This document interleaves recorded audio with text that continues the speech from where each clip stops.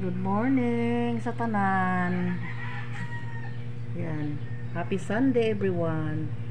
Kakauwi ko lang guys galing sa simba.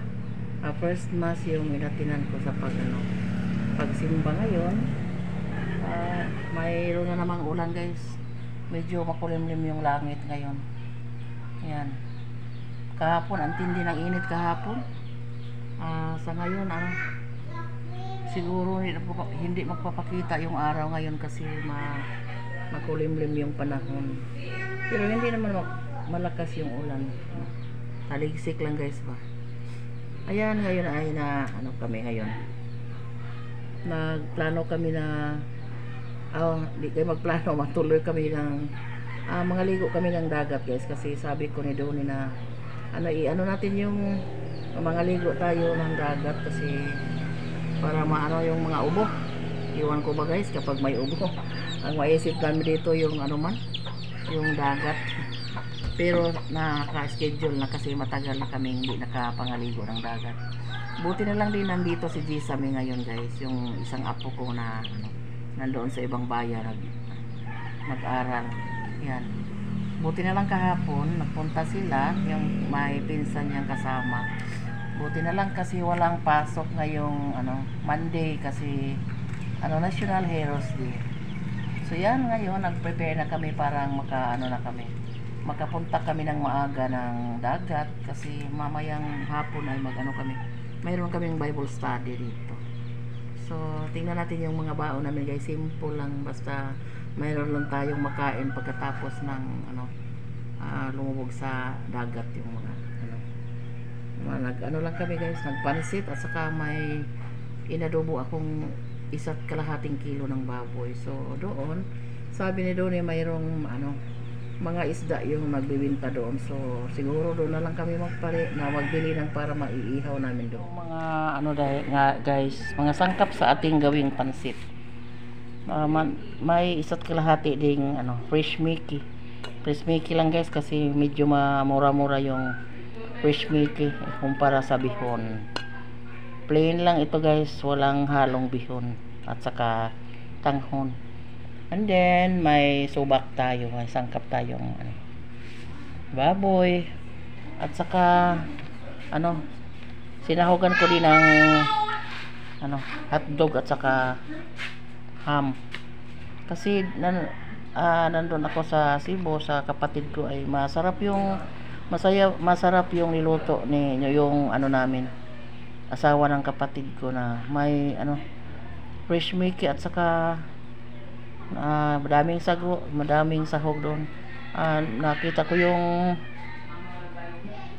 hotdog at saka ham halo sa karne. So ayan, nandoon pa si James nag-adobo sa yun, yung kanin natin. Ubas na to Dan? Yan, tapos na yung luto ng kanin. So na lang guys, magpaanok. Pagkatapos magluto na tayo nito ng pansit. Parang maka-alis na tayo. Parang mintras guys, buntag pa.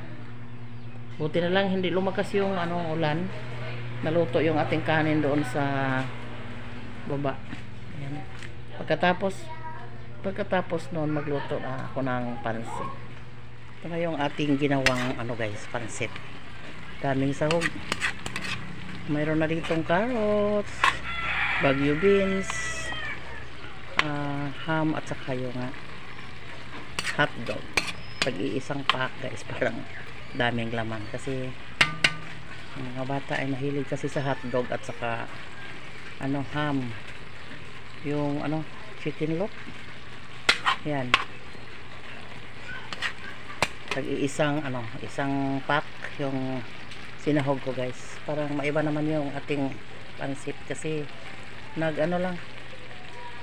walang halong bihon yung ating pansit. Yan, yun yung nangyari sa ating sahog. Dami.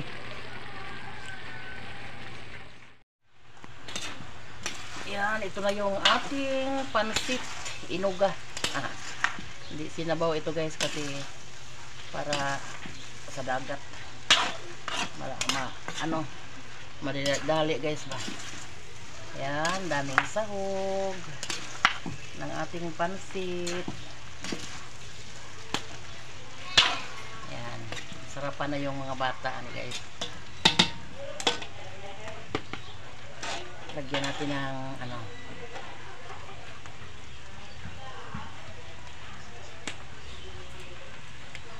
onion rings para sa ano toppings natin. Fights na. Hello, magandang umaga. Ataman mo. Sabay sila. Dito sige kami. Mayra, dali. Hi tita, ligo kami dagat. Pungko po siya, miski ako sige pa. Hi tita. Ligo mi dagat. Dagat. Yan, ito namin guys kasi buti na lang yung ano, maliwanag na yung araw ngayon.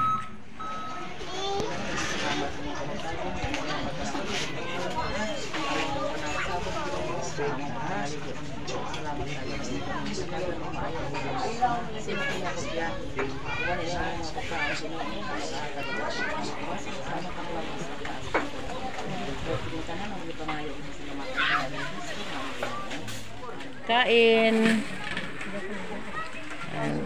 Mga ano namin, mga kapitbahay, mga pinsan. So yan lang yung ito yung aming mga baon guys. Teka muting gamay oh. Mamaya na yung kilaw, napay saging. Hinog-hinog mo nila mo saging do? Hinog lagi guwag. Sige lang. Namahaw na din mo. Wow eh. Lagi pong tingali mamahaw. Lapay kanon ani oh. Yan yung pansit natin ngayon. Dito na tayo sa bahay ngayon guys, sa Ryan. Tapos na kami naligo, so enjoy yung mga bata. Mga bandang 2:00 ng tanghali na ano kami nakauwi. So natagbaw yung mga bata guys kasi malakas din yung ulan doon sa dagat. So hanggang dito na lang. Maraming salamat sa walang sawang panonood, sa nagmamahal sa akin guys. Maraming salamat po sa sumusuporta. God bless us all. Keep safe everyone. Thanks for watching. Bye.